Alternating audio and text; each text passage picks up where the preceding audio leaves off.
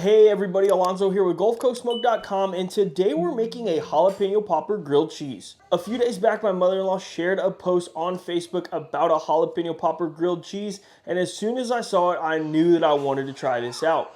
There are a few things that we're going to do differently from that recipe that we saw online, but I think this is going to be very simple and very delicious. Let's get right into it. To dice this jalapeno, we're going to start by cutting the top off, then we'll cut it in half.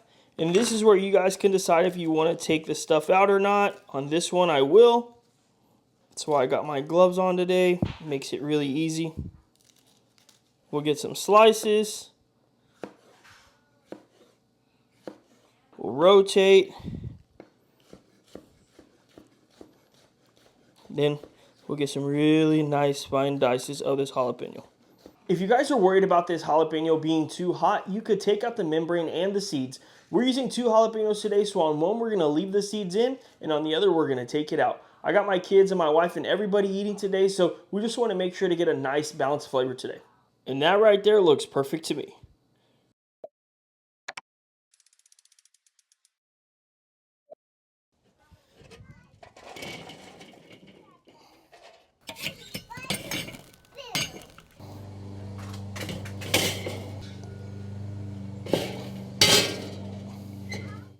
So in order to get our kettle set up today, we're going to get a chimney around 3/4 of the way lit. We want this to be hot, but we don't want it to be scorching hot. So one of the things when you're making grilled cheese, I know I'm not trying to make it too complicated, but you definitely want the bread to be nice and cooked, and you want the inside to be nice and cheesy and melty.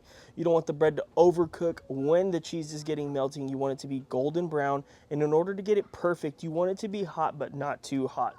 If it ends up being too hot, we'll take all of this stuff off and take some of those coals out with some of our tools, but that's the way we want it set up today, and it's really hot, so that's why I'm over here on the side. If you guys see, it looks like a weird shot, but I'll show you guys what we're working with today. We've got some umbrellas just to keep our cameras not as hot because they're already overheating, and sometimes it's crazy out here trying to make YouTube videos, but thank you guys for being here. Let's move on to the next step. Now it's time to get this bacon ready.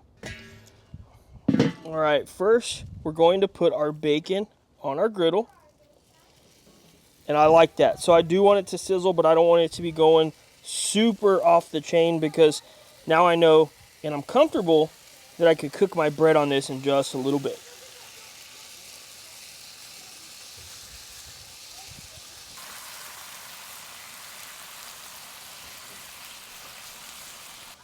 Put a bacon press down here. About 2 minutes later, we're going to flip this bacon over. You can see it still has a little bit of ways to go, but like I was telling you earlier, I don't want this heat to be too harsh. This is perfect for us. What I'm doing with this bacon press is just going around, and as parts start flapping up or flopping or whatever you want to call it, I'm just using it to get everything nice surface contact on our griddle, and it's been working out really well. So I am moving it periodically, just depending on how the cook is going. We'll flip again, and you can see that this bacon is looking incredible. So I would say probably another minute or so, and then it's going to be done. I just want this golden brown color to be on the opposite side, and this is exactly where I want it to be.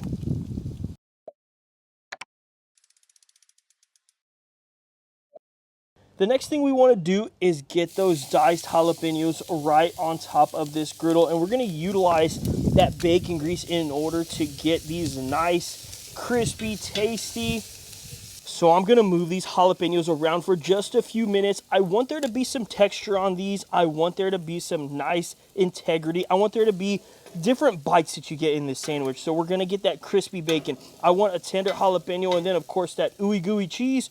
We're almost done. This is a quick cook. Hold your horses. We're almost there, and then it's going to be time to eat. Now I have a block of softened cream cheese that we're going to put into a bowl. The key is for it to be softened. We want to be able to mix this with these jalapenos here in just a second. Jalapenos in. You guys can see where we're going with this. We're going to use this as a spread inside of this grilled cheese, and that's going to give us the jalapeno and the cream cheese aspects from the jalapeno popper, that bacon. Man, it's all coming together perfectly. Let's go grab this bread, put it on the cast iron. I'm ready to eat. We're gonna get a light layer of butter on our toast, and then it's going to go butter side down right on this cast iron. We're gonna put our toast right in the middle. We let that go for about 30 seconds just to get a nice little crisp on the outside. And then we have some jalapeno jack cheese, and we have some sharp cheddar that we're gonna put down. And the last thing we'll do is add a little bit of Southern hospitality to our jalapeno and cream cheese mixture.